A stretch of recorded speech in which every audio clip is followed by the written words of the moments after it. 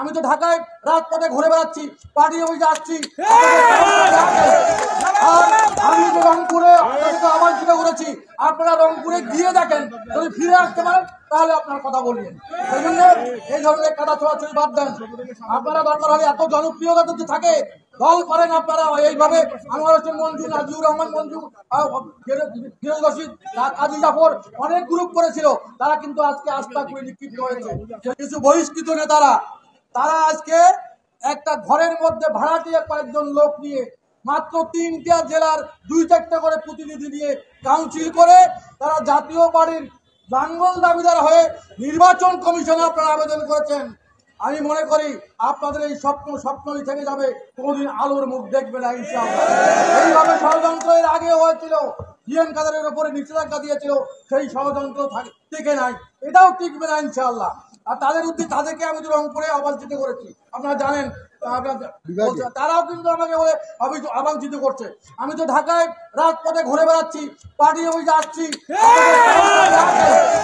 আর আমি তো রংপুরে আপনাদেরকে আবাঞ্ছিত করেছি। আপনারা রংপুরে গিয়ে দেখেন, যদি ফিরে আসতে পারেন তাহলে আপনার কথা বলবেন। সেই জন্য এই ধরনের কাদা ছোড়াছড়ি বাদ দেন। আপনারা দরকার হলে এত জনপ্রিয়তা যদি থাকে দল করেন আপনারা এইভাবে। আনোয়ার হোসেন মঞ্জু, নাজিউর রহমান মঞ্জু, ফিরোজ রশিদ, কাজী জাফর অনেক গ্রুপ করেছিল, তারা কিন্তু আজকে আস্থা করে নিক্ষিপ্ত হয়েছে।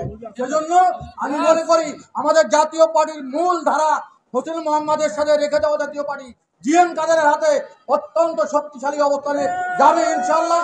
এবং আমরা মাঠ পর্যায় থেকে তাকে আমরা ঢালের মতো নিয়ে যাব। এখানে আমার ঢাকার বিশেষ করে ভাইদের কাছে অনুরোধ যে আপনারা প্রত্যেকটা ওয়ার্ডে জাতীয় পার্টির সংগঠনকে শক্তিশালী করেন।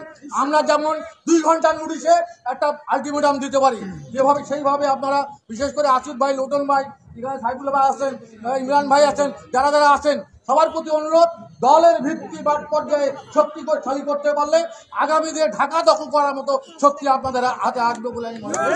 আমি সকলকে আমার পক্ষ থেকে অনেক অনেক শুভেচ্ছা জানাচ্ছি। আমি আজকে আসছি একাই, কিন্তু আমার স্বেচ্ছাসেবক পার্টির নেতারা কয়েকজন আসছে। আর যদি সারা বাংলাদেশ থেকে ডাক দেওয়া যায় তাহলে ওই সর্বাদ্রি উদ্যান অথবা 3 সম্মেলনে আমাদের প্রোগ্রাম করতে হবে।